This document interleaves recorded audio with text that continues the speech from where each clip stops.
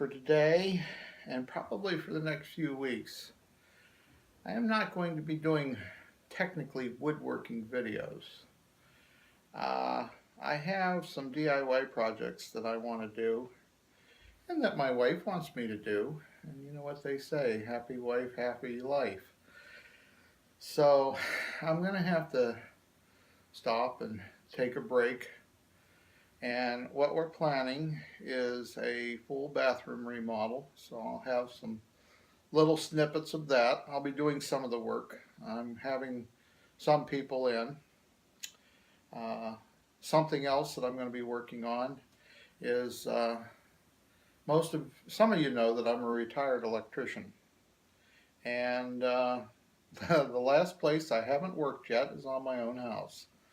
So I'm going to be updating my electrical service, and I'll have some video on that.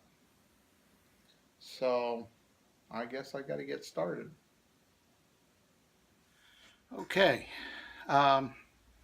this is my electrical panel for my entire house, and this particular panel is 42 years of age. It was installed back in 1974 for my grandmother. Now, the house that I am presently living in was built by my grandfather back in 1921. The house is not quite 100 years old yet, but it has been updated and changed several times over the years. Basically, it still looks the way it always has, but it just has vinyl siding and some other things done to it. New roof, new furnaces, stuff like that. But the electrical service was installed by my brother. Now, my brother's an electrician and so am I. But this was installed when I was only 18 years of age. And this particular panel is what they call a split bus. It has no main. Back in the 1970s, that was legal. You had 6 circuits up above and it fed the bottom half. It's called a split bus. Now, this service has served me well, but is getting aged. And I have no more room to add any more circuits. This circuit box was originally a 1624. It has 24 circuits in it. It can't be added to anymore. And since my addition of my new bandsaw, I need to upgrade. I want to be able to run a few more circuits out of my panel, but this one is too small.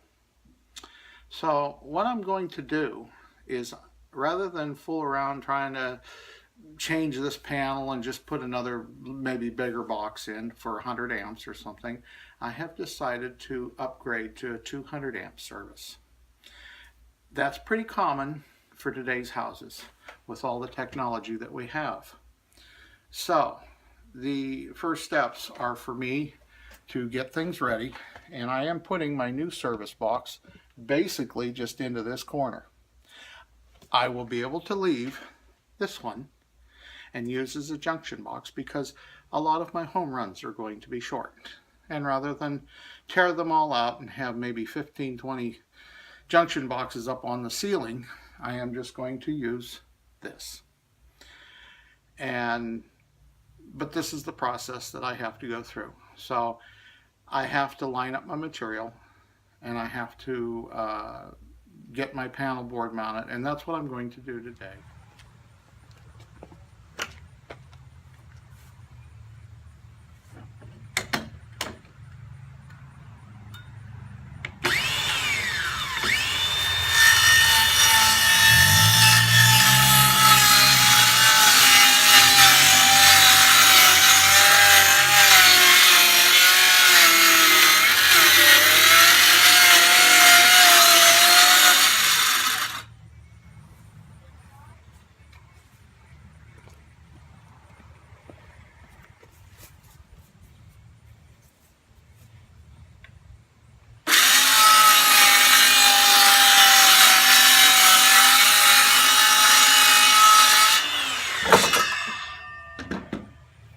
Okay, what you're looking at is a 200 amp 40 circuit square D panel. It's got the main, and it's got 40 spaces below.